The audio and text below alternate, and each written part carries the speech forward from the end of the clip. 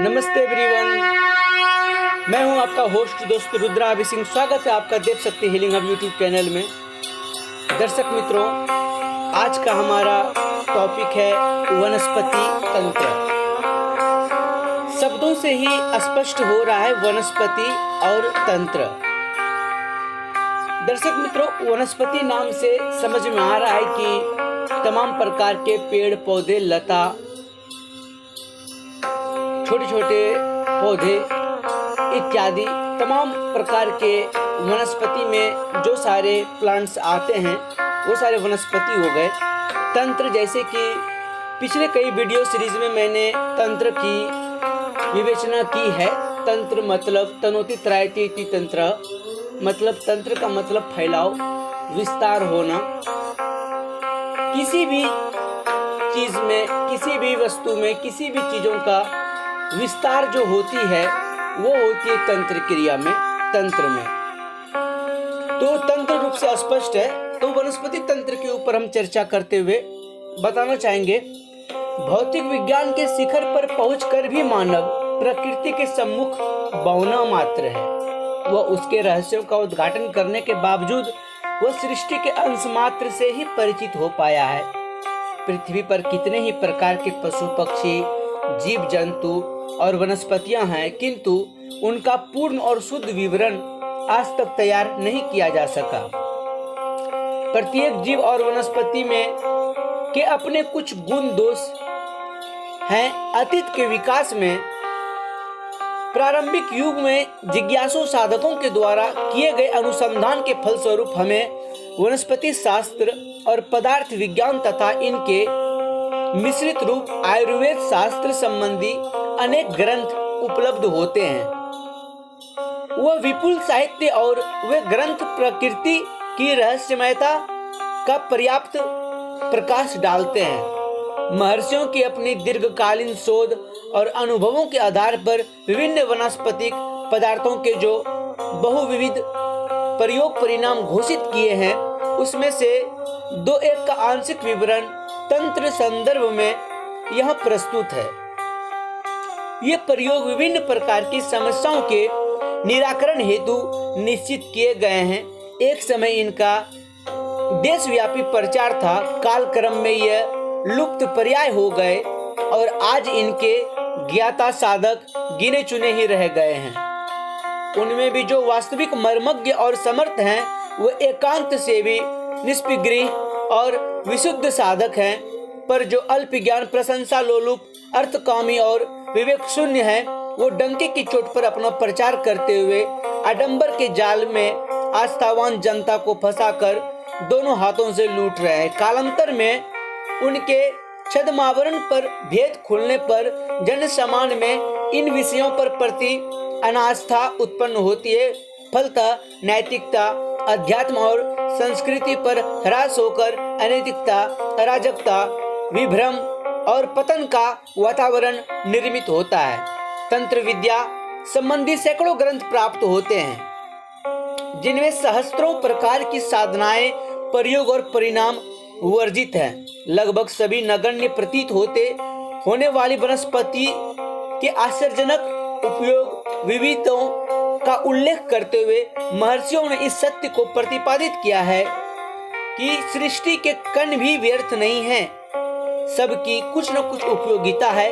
आवश्यकता है केवल उन्हें खोजने, परखने और प्रयुक्त करने की। जैसे कि तंत्र के मामले में भी कई प्रकार के भ्रांतियां समाज में फैली हुई है। तंत्र मतलब लोग समझ लेते हैं षटकर्म इत्यादि। तंत्र मतलब डरावना, तंत्र मतलब घोर क्रियाएं, तंत्र मतलब बुराई।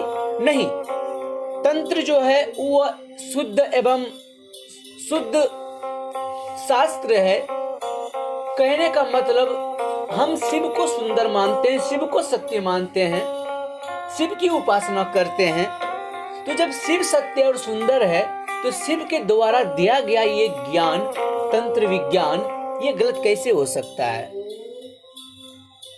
उसी प्रकार में वनस्पति तंत्र का भी अपने आप में विशेष प्रकार की पराकाष्ठा है, इसकी उपयोगिता है। जिस प्रकार हम सभी लोग जानते हैं कि नवग्रह प्लेनेट जो होते हैं, नवग्रह जो होते हैं, नवग्रह के हम लोग नवरत्न तो धारण करते हैं, लेकिन हमें यह भी मालूम होता है कि नवग्रह के सब्स्टिट्यूट प्लांट में भी होते हैं, यानी कि पेड़ पौधे नवग्रह के सब्स्टिट्यूट के रूप में गिने जाते हैं। और उसकी मान्यता यह है कि वो स्टोन, जेम स्टोन से अत्यधिक और विशेष रूप से वर्क करता है। कैसे? तो वनस्पति तंत्र में इससे पहले बहुत सारे बातें ऐसे हैं जो कि हमें ध्यान रखनी होती है, क्योंकि वनस्पति तंत्र जितने आसान शब्दों में कहा जाता है उतनी आसान नहीं है। क्योंकि क्या वनस्पति तंत्र में किसी भी वनस्पति के विषय में हमें जानकारी मिलती है तो क्या वो हम आसानी से जब जी करेगा तब हम वहां से लेते आएंगे और उसको हम धारण कर लेंगे या उपयोग कर लेंगे? क्या वो हमारे लिए वर्क करेगा? कई सारे साधक या कई सारे लोग कहते हैं कि मैंने लाया, मैंने खोज के लाया, मैंने धारण किया, लेकिन उसकी फलस्वरूप उसकी उपयोग हमारे जीवन में नहीं है, वो मुझे लाभ नहीं दे रहा है। क्यों लाभ नहीं दे रहा है? तो उससे पहले वनस्पति के कुछ नियम हैं जिसके बारे में मैं थोड़ा सा प्रकाश डालना चाहूंगा। तंत्र साधना वस्तु प्रधान तो है ही, इसमें वानस्पतिक प्रयोगों की बाहुल्यता भी है। ऐसा कोई लक्ष्य नहीं है जिसकी प्राप्ति में कोई न कोई वनस्पति प्रयुक्त नहीं होती हो। जिस प्रकार आयुर्वेद में समस्त रोगों का उपचार वनस्पतियों द्वारा सुलभ है, उसी प्रकार तंत्र साधना में भी प्राय समस्त विषयों पर वानस्पतिक प्रयोगों का उल्लेख भी मिलता है।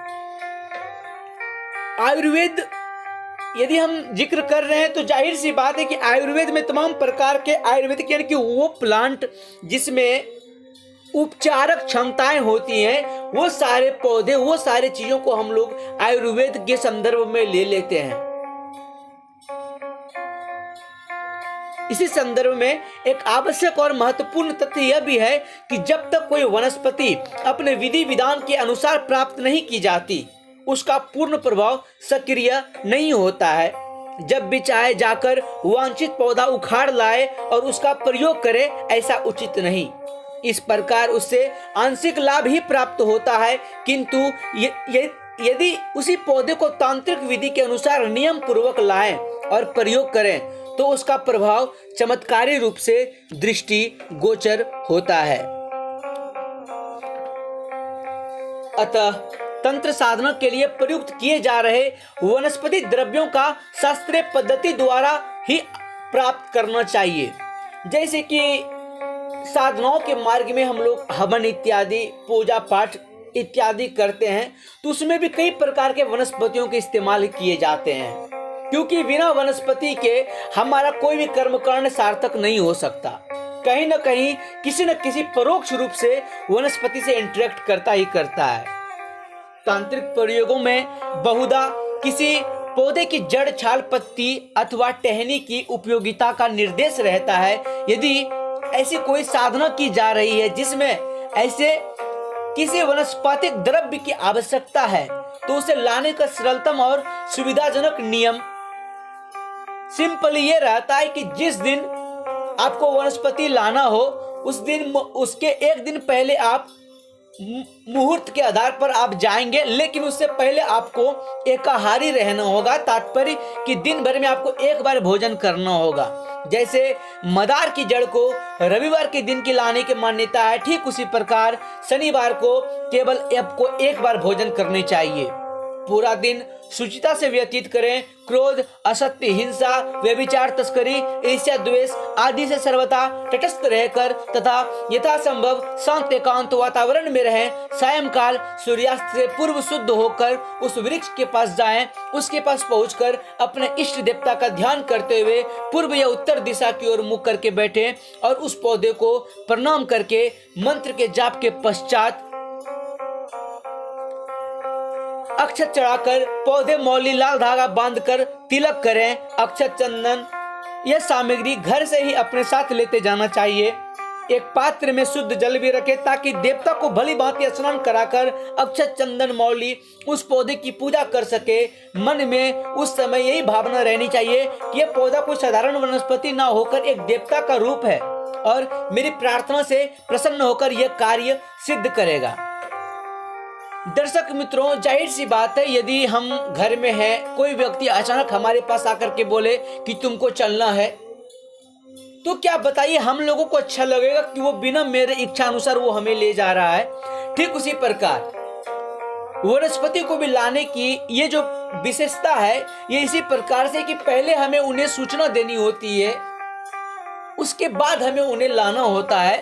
उसके लिए परस्पर एक अलग अलग वनस्पति के एक अलग अलग विशेष मुहूर्त, नियम, बंधन बंधे होते हैं। उस प्रकार से यदि हम कोई वनस्पति को अपने घर में लाते हैं और उसकी पूजा उपासना इत्यादि करते हैं, तो हमें वो वनस्पति संपूर्ण रूप से लाभ देता है। दर्शक मित्रों, हमारा नेक्स्ट वीडियो सीरीज में हम कुछ वनस्पति तंत्र की, कुछ वनस्पति की मैं चर्चा करूंगा, जैसे अपामार्ग के आश्चर्य, गौरमुंडी के गौरव। तत्पश्चात हम बात करेंगे सहदेवी की सिद्धियां, मदार की माया। इस प्रकार से कई सारे वनस्पति जो तंत्र मार्ग में यूज किए जाते हैं।